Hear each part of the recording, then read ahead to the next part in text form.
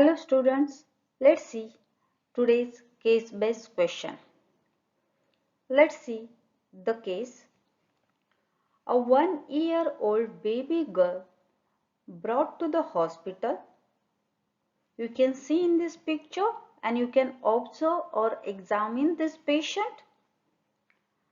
After the examination of the patient, doctor came to know that head of the baby was tilted towards the right shoulder and her face in the chin is directed towards the left and the upward.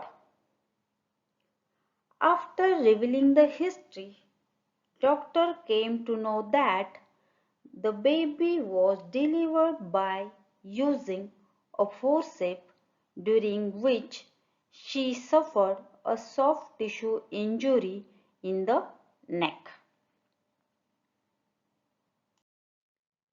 The question can be asked, which muscle can be injured in this case? The second one, what is the clinical condition called? Give the attachments and nerve supply of the muscle which is involved in the birth injury. Fourth one is which blood vessel is present between two heads of this muscle, and name the nerves related to posterior margin of this muscle. So these are the questions which can be asked on this case. So during the birth injury, the right sternocleidomastoid muscle was injured.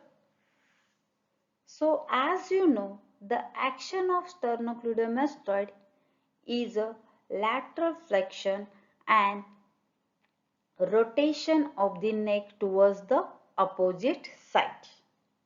So this is the action due to the damage of the right sternocleidomastoid. The baby was unable to rotate her neck towards the left side. That's why there is a bending towards the right side. And this case or this clinical condition is called as a torticollis or wry neck. So what is torticollis? The word torticollis is derived from the Latin word which means tortuous, means twisting or bending, plus a collis which means collar or the neck. In combination of these two, the term derived is a torticollis. That means bending or turning of the neck.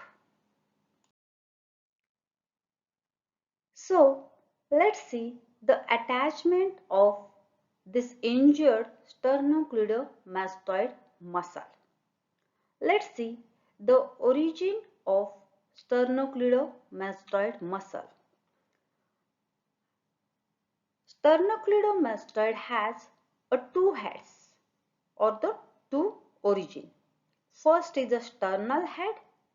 So the sternal head originates from the anterior surface of the manubrium sterni, and the clavicular head, you can see in this picture, the clavicular head which originates from the superior surface of the medial third of the clavicle.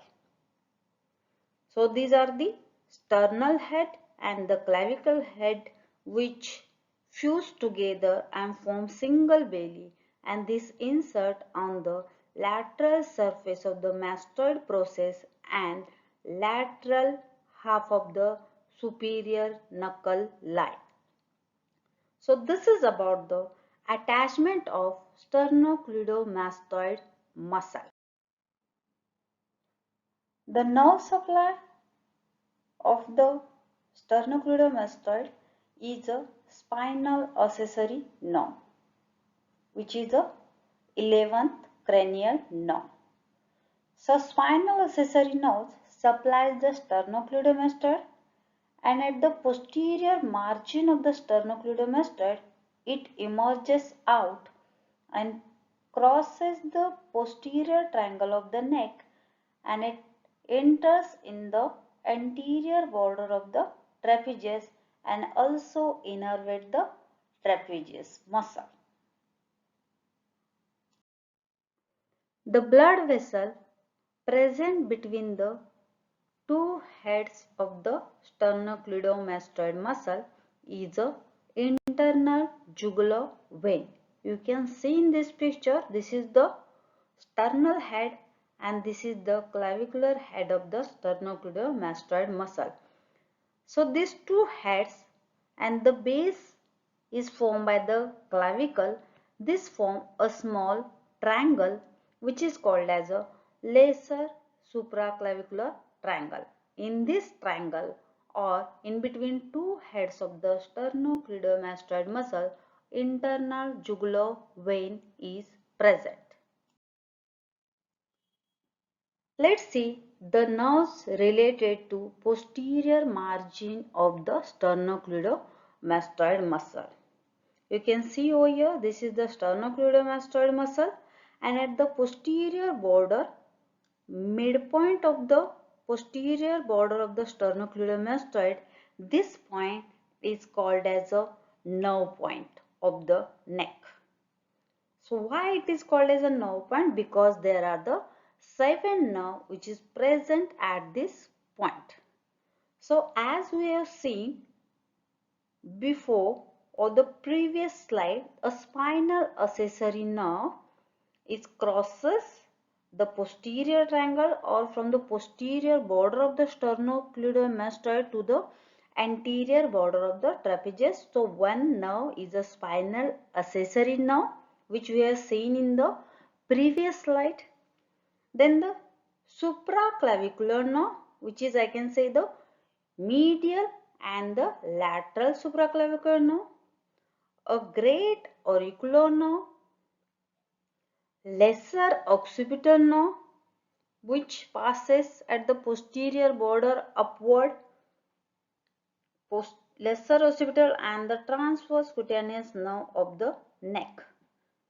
These are the nerves are present at the posterior border of the sternocleidomastoid muscle.